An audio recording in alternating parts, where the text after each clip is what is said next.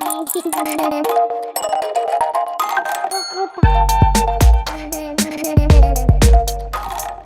right, welcome to Liene's very first podcast. Charlie, what are we calling this thing?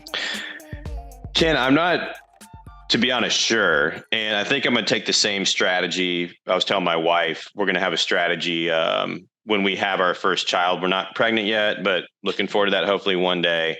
I don't think I'm going to name the kid right away. I think I'm going to give it a few weeks and sort of ask myself, what do I feel like this person's name is? So if it's cool with you, let's do the same thing here. Cause I mean, this podcast is our baby, right, Ken? Absolutely.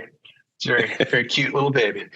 All right, well, we're going to dig into revenue growth today, but first let's do a quick introduction of who these people are staring at you.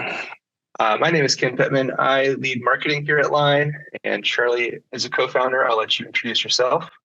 Sure. Yeah. My name is Charlie Wynn, co-founder at Liine, role as chief revenue officer, which means I just do anything customer facing, pre or post sale. I'm involved with. Very cool. And Charlie's an awesome guy. So today we're going to run through a framework for revenue growth with specialty practices in particular. And Charlie has a nice, beautiful graphic he can throw up to show the revenue growth hourglass, as we're calling it.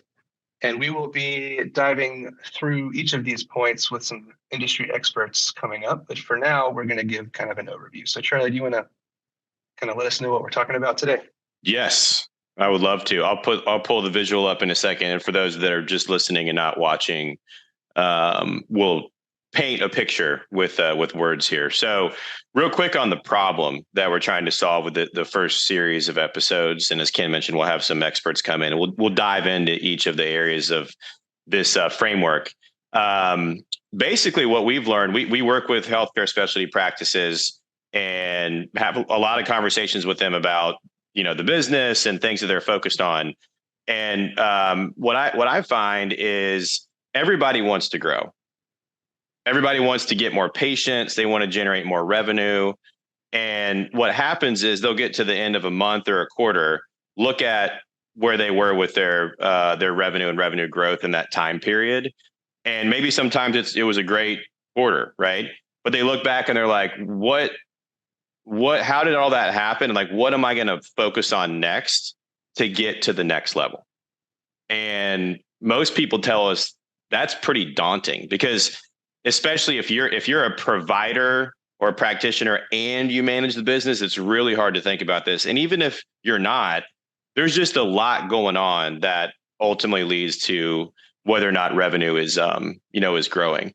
And so it's difficult to know what the next step is. So what we've seen from practices that consistently are growing is they really organize what they should focus on. They're just more organized than practices that aren't as successful because the ones that are unorganized, like it's like a big blob of stuff that they could focus on and they feel a little bit overwhelmed. So the revenue growth hourglass, what is that? That is a context, a framework, a structure that we put together based on our learnings from really successful practices across the country.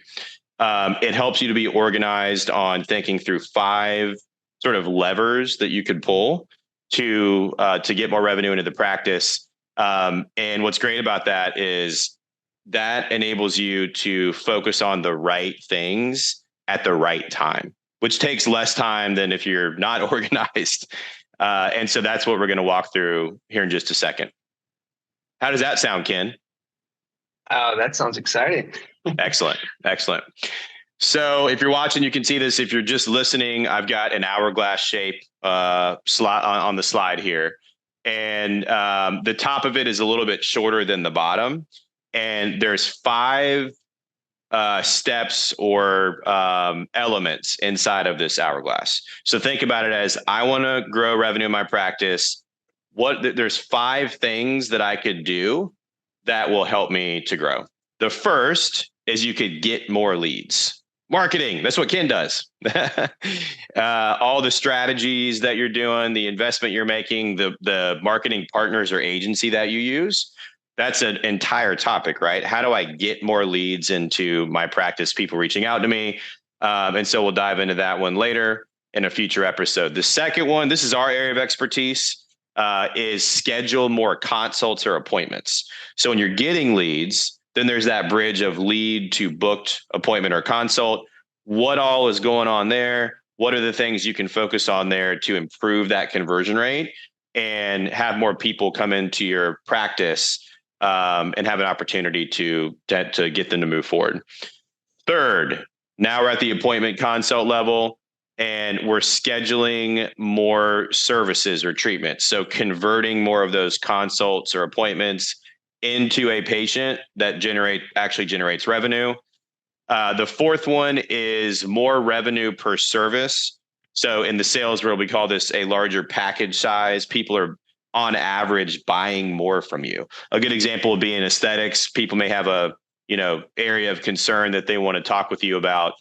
And in the course of the conversation, when you're having a consult, you can introduce them to other things that are related. And so instead of people spending on average $750, all of a sudden it's $1,250. And obviously that's going to do a lot for your revenue growth. And then the fifth one is related to the lifetime value of a patient. So they come in, they get something done, and they have such a good experience that they continue to come back to you over time.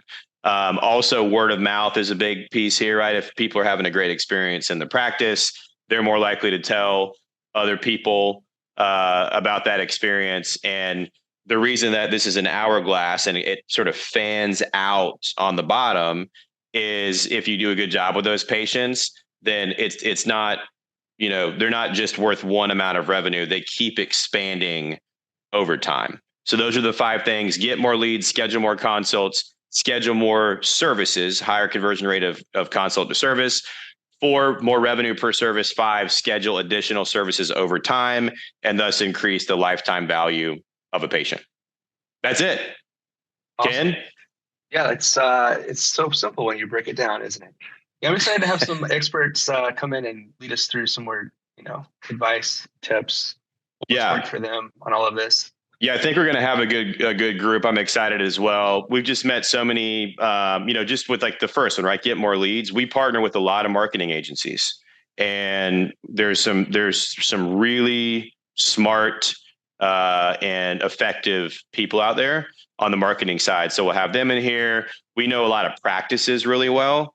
And when you think about especially that consult to service conversion rate, there's a few folks in particular that are just amazing at that. So I think just having the people that are actually doing well in these categories talk about what they're doing is going to be really interesting and also just effective. Like if you implement the things you hear us talk about in this podcast, you just simply are gonna grow your revenue.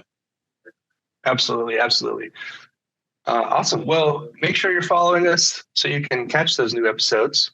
And in the meantime, Charlie, this unnamed baby that we have, would you say this is a very cute little baby, or is this like only a parents could love this baby? I don't know. I feel like that's for the people to decide. So I think we'll find out soon enough. All right. Well, awesome. Well, thanks, Charlie. And thanks everyone for checking us out. We'll see you next time.